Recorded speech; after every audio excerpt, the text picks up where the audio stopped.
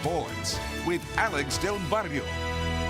Playing on Sam Williams Court is supposed to be an advantage for UTRGV, but this year the Vaqueros have dug themselves a few holes that they needed some late rallies that haven't always worked out in their favor. Before, Valley athletes making it to Major League Baseball. Sharyland grads like Jaime Garcia had a long career with the St. Louis Cardinals. Jorge Cantu, he played 8 seasons in the big leagues. But on Friday, we had a unique accomplishment for Valley baseball when we had 2 alums of Valley programs make the big leagues on the same day. And they pitched on the same day. He's back in El Paso now after his first appearance with the Padres, but he made a promise to his father a long time ago. He told his father that he'd have his first glass of whiskey with him, but only after he made his big league debut. Well, that has since happened. He told that story on Instagram, posing next to his father and, of course, holding that glass of whiskey. Talking about the legends of softball here in the Rio Grande Valley, you can't make that list without Iris Iglesias. She was the first ever head coach of the Lady Eagles at Mission High School and saw that program start a tradition in the late 90s and early 2000s reach great heights. Lately, James Harden has had to literally carry the Houston Rockets on his back since Chris Paul's injury.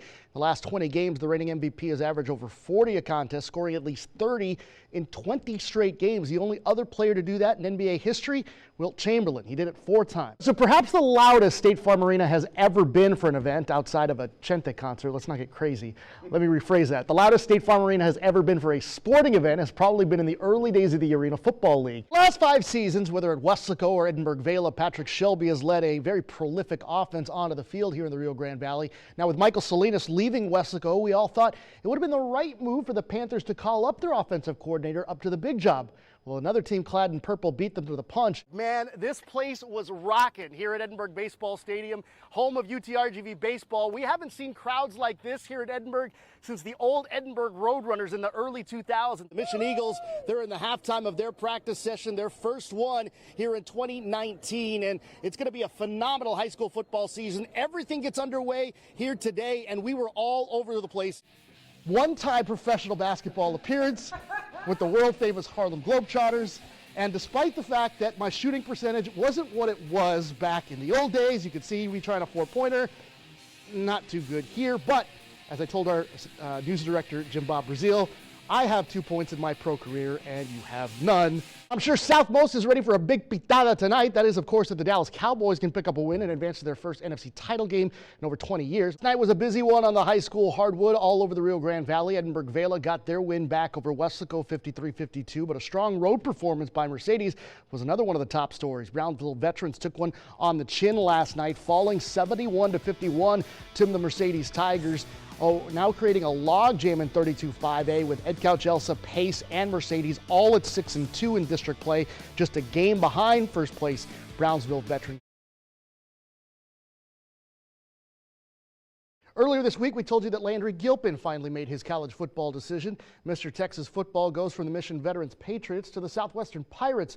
We caught up with Landry earlier tonight to chat about his college football future. It's a story you'll see only on 4.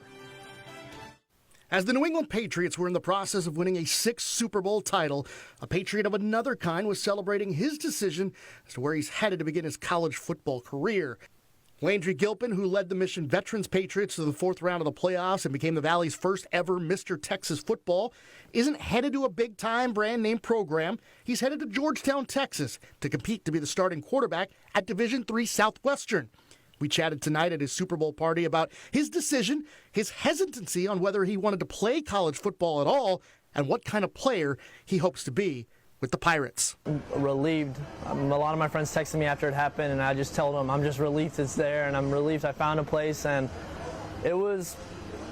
a lot of it was just kind of getting everything off my shoulders, the decision to play or not, the decision on where I'm going, and once I found it, I was happy with it. You get all these awards, you do all these things and these records and stuff, and you're expected to go play at a Division I or a powerhouse and just be the man there, and you're kind of get put into this little pressure that you have to do that, and there's no other option for you. And I went and visited Southwestern, and I saw how competitive they were and how beautiful the school was, and I just kind of felt like, wow, this school wants me. Why go chase somebody that's not looking at you? Why go do all these things when this school wants you? It's a beautiful campus. It's an amazing program, and you fit, and they want you to be in their offense where you fit, and they're going to tailor it around you, and that's what we did, and that's where we're at. Like, you want to be the best player you can be for your team, you want to be the best player on the team, and you want to be the best player that's gone through the school. And so those are always goals you want to set for yourself and aspirations to be able to be the best to go there. And that's something I'm always going to keep working for. Whether it happens or not, I'm going to be working for it.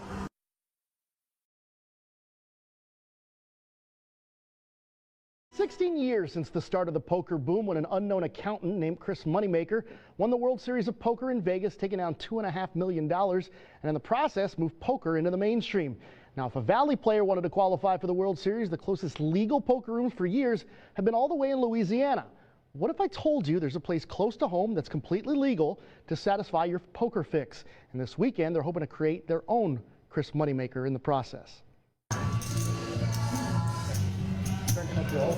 This is the House Club. It's located in South Edinburgh on Business 281. The lounge and gaming facility opened in February by Valley native Robert Espericueta and his wife Judy to give poker enthusiasts a place to satiate their Texas Hold'em appetite.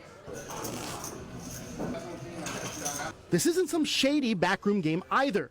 Espericueta has state-of-the-art equipment run by Poker Atlas, which allows for the games on his tables to run smoothly and fairly. If there is a place to go to have a good experience, I would venture to say that this is the place.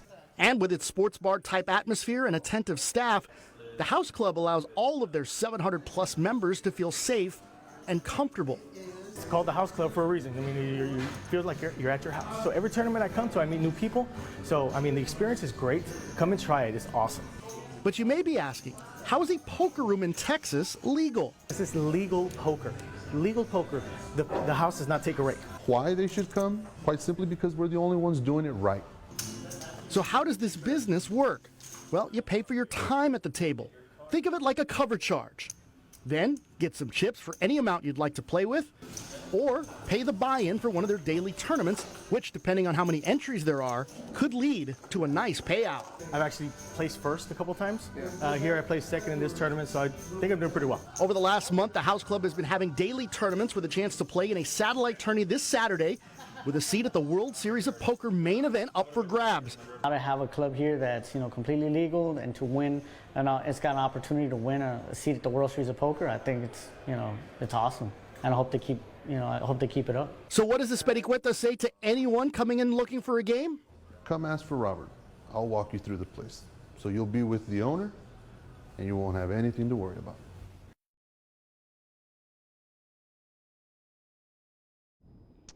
Legend doesn't even begin to describe Al Ogletree. The father of Pan American baseball spent nearly 3 decades roaming the dugout at Jody Ramsey Stadium as the Bronx skipper.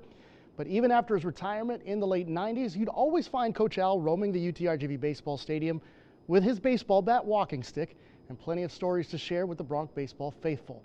Tonight, we say our goodbye to Coach Al, passed away early this morning, ending a full life where his legacy lives on in dozens of his former student athletes. 41 years in the dugout, 29 as the skipper for the baseball Bronx of Texas Pan American, 1,084 Division I victories, 12 NCAA regional appearances, and a trip to the 1971 College World Series.